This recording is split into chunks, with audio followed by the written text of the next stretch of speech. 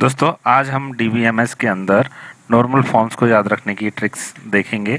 इस normal form की trick के अंदर अगर आप एक सेंटेंस को पूरा याद रख लेते हैं तो आपको सारी नॉर्मल फॉर्म्स याद हो जाएंगी। तो सेंटेंस क्या है, एक बार हम सेंटेंस को रीड कर लेते हैं। आरोपियों को पुलिस डिपार्टमेंट और ट्रैफिक डिपार्टमेंट की गलती से डिस्ट्रिक्ट कोर्ट नहीं भेजा जा सका, जिससे मेडिकल डिपार्टमेंट ने मेडिकल नहीं किया। अब जल्दी ही लीगल डॉक्यूमेंट तैयार करवा कर टाइमली डॉक्टर के पास भेजेंगे। तो ये सेंटेंस है जिससे हम पूरी नॉर्मल फॉर्म्स को याद करने वाले हैं।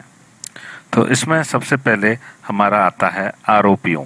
आरोपियों का मतलब होता है एटॉमिक। ए फॉर आरोपियों, ए फॉर एटॉमिक। एटॉमिक का मतलब है एकल।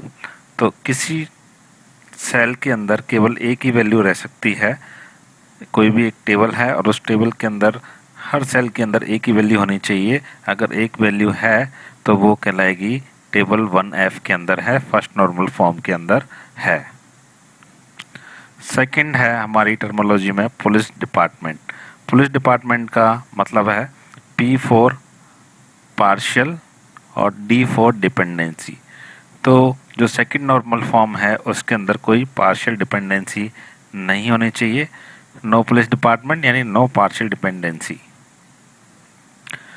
तीसरी जो टर्मिनोलॉजी हमारी आएगी वो है traffic department. T for transitive और D फॉर डिपेंडेंसी। तो थर्ड नॉर्मल फॉर्म के अंदर कोई भी ट्रांजिटिव डिपेंडेंसी नहीं होनी चाहिए। T for traffic, D for department. तो ये आपकी थर्ड नॉर्मल फॉर्म हो गई। नेक्स्ट जो हमारी टर्म है डिस्ट्रिक्ट कोर्ट। डिस्ट्रिक्ट कोर्ट का मतलब है D फॉर डिटरमिन्स और C फॉर कैंडिडेट की। मतलब जो भी डिटरमाइंस होंगे वो कैंडिडेट की होने ही चाहिए। अगर ऐसा है तो हमारा जो टेबल है वो VCNF फॉर्म में है।